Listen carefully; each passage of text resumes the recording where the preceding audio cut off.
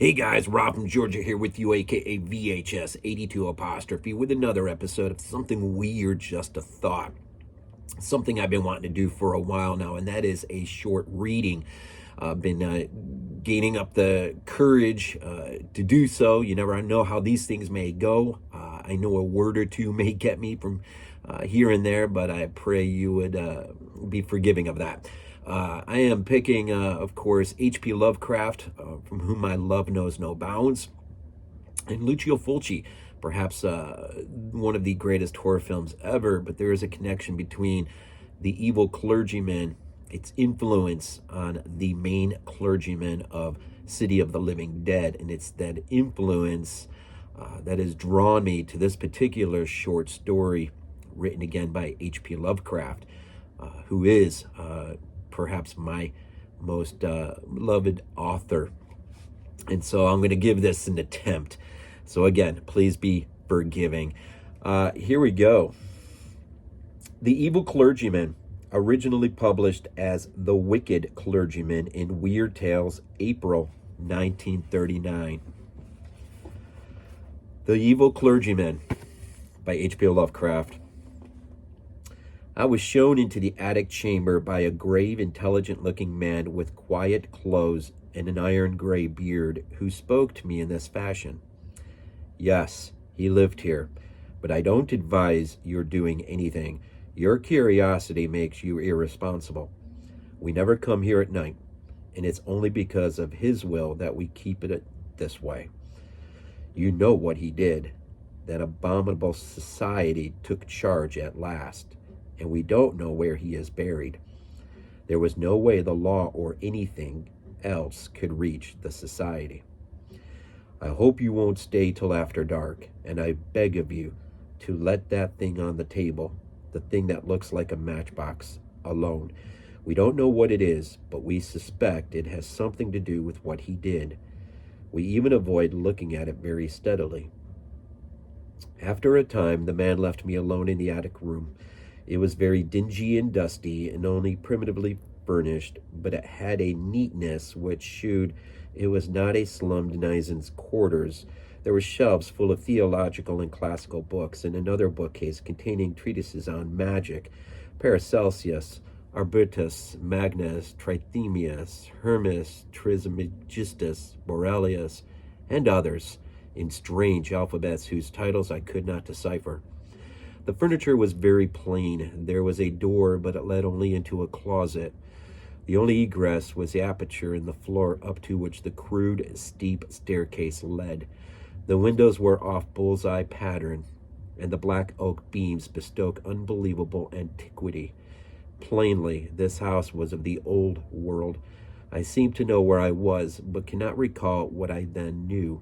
Certainly the town was not London. My impression is of a small seaport. The small object on the table fascinated me intensely. I seemed to know what to do with it, for I drew a pocket electric light, or what looked like one, out of my pocket and nervously tested its flashes. The light was not white, but violet, and seemed less like true light than like some radioactive bombardment. I recall that I did not regard it as a common flashlight. Indeed, I had a common flashlight in another pocket. It was getting dark, and the ancient roofs and chimney pots outside looked very queer through the bullseye window panes. Finally, I summoned up courage and propped the small object up on the table against a book, then turned the rays of the peculiar violet light upon it. The light seemed now to be more like a rain or hail of small violet particles than like a continuous beam. As the particles struck the glassy surface at the center of the strange device, they seemed to produce a crackling noise like the sputtering of a vacuum tube through which sparks are passed. The dark glassy surface displayed a pinkish glow, and a vague white shape seemed to be taking form at its center. Then I noticed that I was not alone in the room, and put the ray projector back in my pocket. But the newcomer did not speak, nor did I hear any sound whatever during all the immediately following moments. Everything was shadowy pantomime, as if seen in a vast distance through some intervening haze. Although the other hand On the other hand, the newcomer and all subsequent comers loomed large and close, as if both near and distant, according to some abnormal geometry. The newcomer was a thin, dark man of medium height, attired in clerical garb of the Anglican Church. He was apparently about 30 years old, with a sallow olive complexion and fairly good features, but an abnormally high forehead. His black hair was well cut and neatly brushed, and he was clean shaven, though blue-chinned, with a heavy growth of beard. He wore rimless spectacles with steel bows. His build and lower facial features were like other clergymen I'd seen, but he had a vastly higher forehead and was darker and more intelligent looking, also more subtly and conceitedly evil looking. At the present moment, having just lighted a faint oil lamp, he looked nervous, and before I knew, he was casting all his magical books into a fireplace on the window side of the room, where the wall slanted sharply, which I had not noticed before. The flames devoured the volumes greedily, leaping up in strange colors and emitting indescribably hideous odors, as the strangely hieroglyphed leaves and wormy bindings succumbed to the devastating element. All at once I saw there were others in the room, grave-looking men in clerical costume, one of whom wore the bands and knee breeches of a bishop. Though I could hear nothing, I could see that they were bringing a decision of vast import to the first comer. They seemed to hate and fear him at the same time, and he seemed to return these sentiments. His face set itself into a grim expression, but I could see his right hand shaking as he tried to grip the back of a chair. The bishop pointed to the empty case and to the fireplace, where the flames had died down amidst a charred, non-committal mass, and seemed filled with a peculiar loathing. The first comer then gave a wry smile and reached out with his left hand toward the small object on the table. Everyone then seemed frightened. The procession of clerics began filing down the steep stairs through the trapdoor in the floor, turning and making menacing gestures as they left. The bishop was last to go. The first comer now went to a cupboard on the inner side of the room and extracted a coil of rope. Mounting a chair, he attached one end of the rope to a hook in the great exposed central beam of black oak, and began making a noose with the other end. Realizing he was about to hang himself, I started forward to dissuade or save him. He saw me and ceased his preparations, looking at me with a kind of triumph which puzzled and disturbed me. He slowly stepped down from the chair and began gliding toward me with a positively wolfish grin on his dark, thin-lipped face. I felt somehow in deadly peril and drew out the peculiar ray projector as a weapon of defense. Why I thought it could help me, I do not know. I turned it on full in his face and saw the sallow features glow first with violet and then with pinkish light. His expression of wolfish exultation began to be crowded aside by a look of profound fear, which did not, however, wholly displace the exultation. He stopped in his tracks, then failing his arms wildly in the air, began to stagger backward. I saw he was edging toward the open stairwell in the floor, and tried to shout a warning, but he did not hear me. In another instant, he had lurched backward through the opening and was lost to view. I found difficulty in moving toward the stairwell, but when I did get there, I found no crushed body on the floor below. Instead, there was a clatter of people coming up with lanterns, for the spell of phantasmal silence had broken, and I once more heard sounds and saw figures as normally tri-dimensional.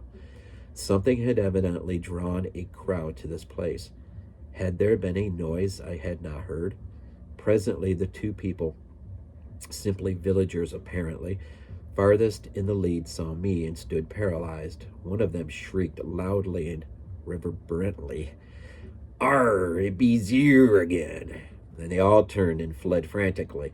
All, that is, but one. When the crowd was gone, I saw the grave-bearded man who had brought me to this place, standing alone with a lantern. He was gazing at me gaspingly, fascinatedly, but did not seem afraid. Then he began to ascend the stairs and joined me in the attic. He spoke. "So, you didn't let it alone. I'm sorry. I know what has happened. It happened once before. But the man got frightened and shot himself. You ought not to have made him come back. You know what he wants. But you mustn't get frightened like the other man he got. Something very strange and terrible has happened to you, but it didn't get far enough to hurt your mind and personality.